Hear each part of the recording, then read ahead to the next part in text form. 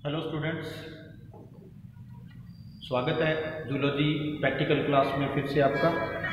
आज अपने जो परमानेंट प्रिपरेशंस यानी जो स्लाइड की फॉर्मेशन करते हैं अपने, उसमें दोबारा से एक एनिमल का होल माउंट करने जा रहे हैं। वो आज अपने करने जा रहे हैं डेफनिया की स्लाइड बनाने जा रहे हैं। अपने वैसे लैब में जो स्लाइड बनाते हैं वो टेम्परेरी स्लाइड होती है एक बार देखने के लिए। अगर उसको परमानेंट बनाना हो तो अपने ग्लिसरीन की जगह जो है DPX यूज़ कर लेते हैं। तो शुरू करते हैं अपने आज का जो अपना प्रोग्राम है। बच्चों, जो फॉर्मेलिन में रखे हुए एनिमल होते हैं उनको लेते हैं।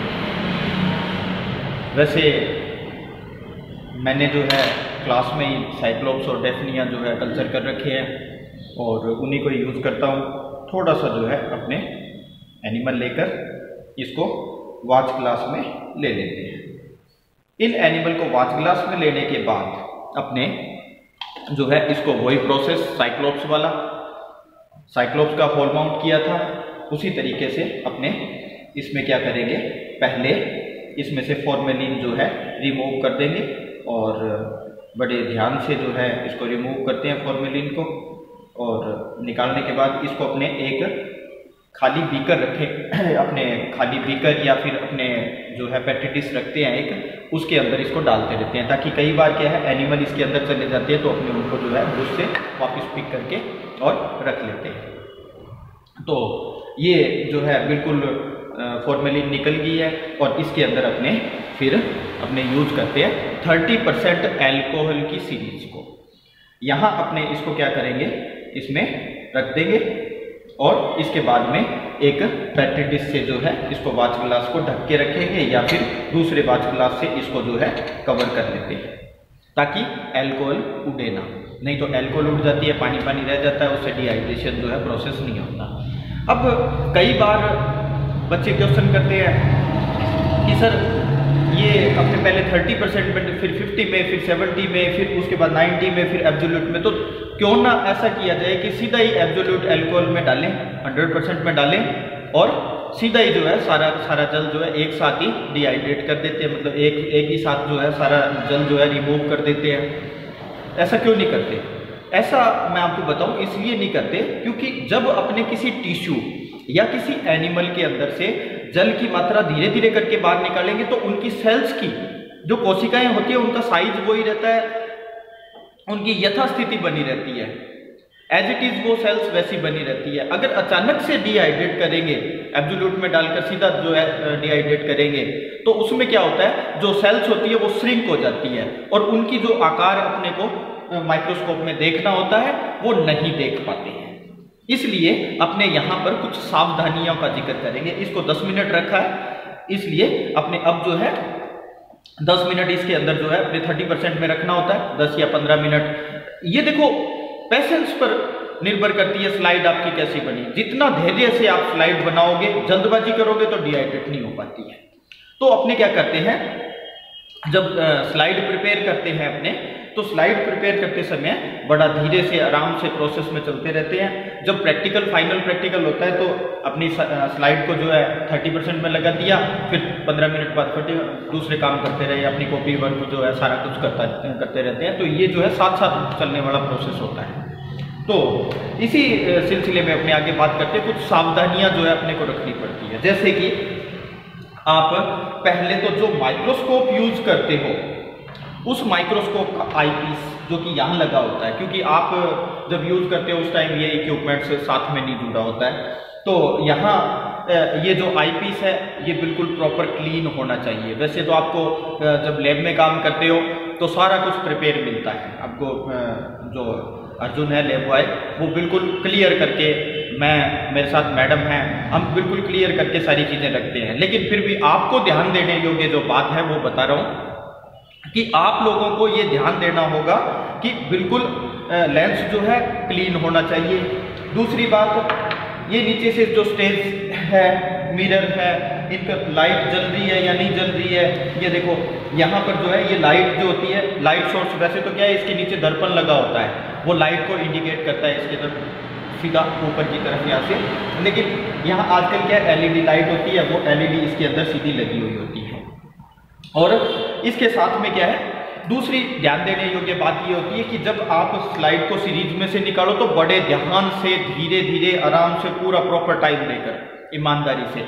और उसके बाद जब आप जो स्लाइड यूज करते हो, सबसे जो इम्प्रेसिव पॉइंट होता है एग्जामिनर के आगे वो होता है, आप जब स्लाइड यूज करते हो वो प्रॉपर क्लीन होनी चाहिए, बिल्कुल उसके ऊपर किसी भी प्रकार का कोई स्पॉट नहीं होना चाहिए, उंगली, फिंगरप्रिंट वगैरह नहीं होने चाहिए, बिल्कुल क्लीन स्लाइड होनी चाहिए। दूसरी बात, जब कवर स्लिप लगाओ तो कवर स्लिप भी आपकी प्रॉपर क्लीन होनी चाहिए। कवर स्लिप जब यूज करो तो कवर स्लिप जो है प्रॉपर क्लीन, एकदम बिल्कुल इस तरीके की जो है क्लीन होनी चाहिए, इसके ऊपर किसी भी प्रकार के फिंगरप्रिंट वगैरह नहीं होने चाहिए। तीसरी बात, ग्लिसरीन डालो तो इतनी ग्लिसरीन यूज करनी होती है, ग्लिसरीन या डीपीएक्स डालते हैं। डीपीएक्स जो होती है ट्रांसपेरेंट सीमेंट बोलते हैं जिसको, वो क्या करती है, परमानेंट स्लाइड बना देती है, तो उसको यूज करो। तो यहां पर क्या है, उसको इतना यूज करना है कि ना तो स्लाइड में आती रहे, कम नहीं हो, और ना ज्यादा हो जो कि बाहर निकलकर इधर उधर बूंदें गिरती रहे। तो प्रॉपर वे से जो है स्लाइड को इसके ऊपर कवर स्लिप को माउंट करो और फिर उसके बाद, ठीक है। तो ये जो है सावधानियां आप याद रखना। और इसके बाद में अपने क्या करते हैं, इसी प्रोसेस में दोबारा से जो है अपने इसमें से धीरे से करके अपने बड़े आराम से जो है रिमूव कर देंगे 30%, और फिर जो है अपने 50% जो अल्कोहल का है वो डाल देंगे, ठीक है। 50% डालेंगे, फिर इसी प्रकार 10 मिनट अपने रखेंगे, और 10 मिनट के बाद जो है अपने इसको जो है 70 में डालेंगे। और 70 में डालने के बाद अपने यहाँ पे क्या है कि जैसे इसी प्रकार, जब कई बार क्या होता है कि सारे के सारे एनिमल जो है साइड में चले जाते हैं, तो इसको इस तरीके से घुमाओगे तो ये एनिमल सेंटर में आ जाते हैं, और सेंटर में आने के बाद फिर आप जो है इसमें से रिमूव कर दोगे और इस तरीके से। फिर इसके बाद 70, जब 70% अल्कोहल में इन एनिमल को आप डालोगे तो यहां पर क्या करना होगा, आप इसमें जो है स्टेन यूज करते हो। 70% में 15 मिनट रखने के बाद आप इसमें क्या करोगे, स्टेन यूज करोगे।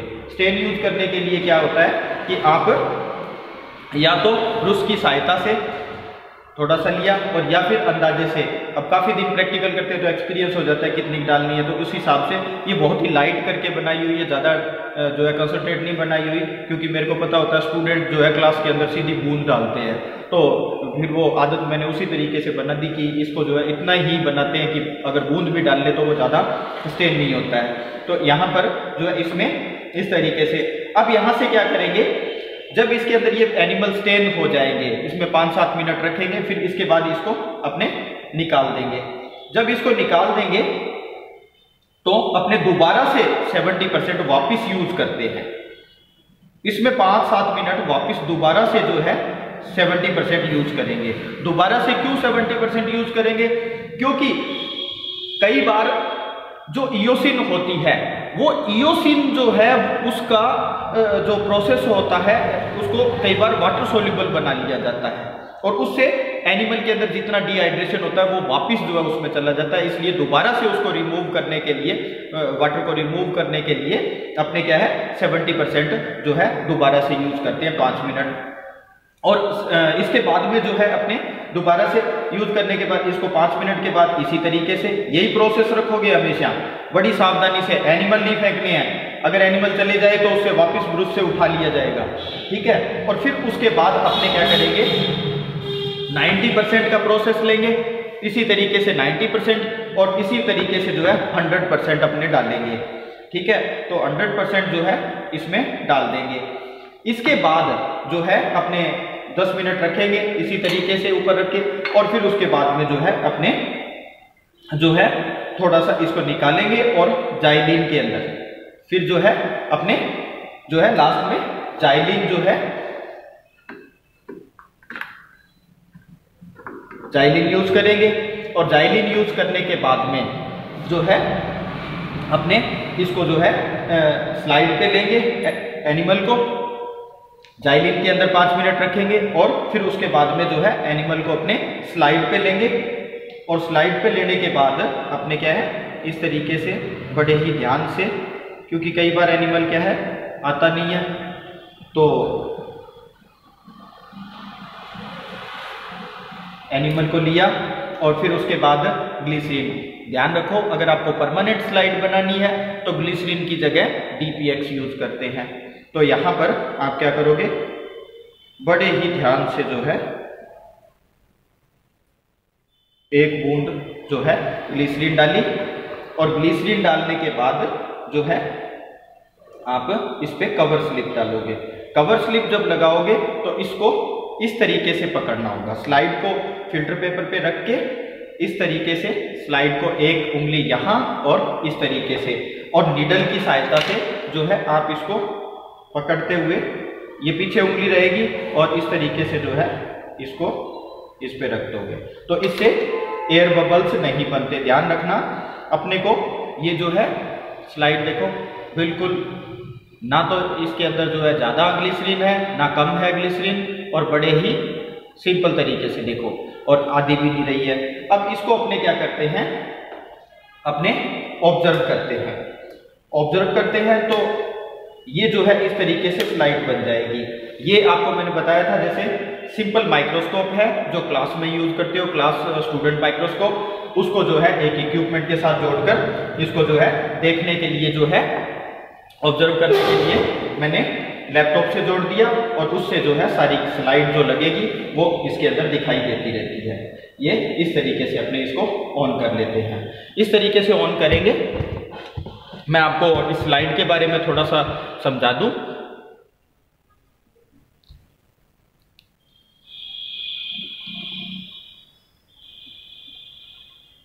देखो अब ये जो अपने बात करते हैं स्लाइड की, तो ये इस तरीके से जो है स्लाइड इसमें एडजस्ट हो जाएगी और एनिमल जो है इसमें सेट हो जाता है और इस तरीके से अपने ऑब्जर्व करते हैं। मैंने पहले से जो है स्लाइड प्रिपेयर करके और उसकी जो है फोटो खींच के और रखी हुई है, तो आपको मैं उसको दिखाकर थोड़ा समझाता हूँ। इस तरीके से ऑब्जर्व हो जाएगी और स्लाइड बनेगी, वो इस तरीके की आपकी स्लाइड बनेगी।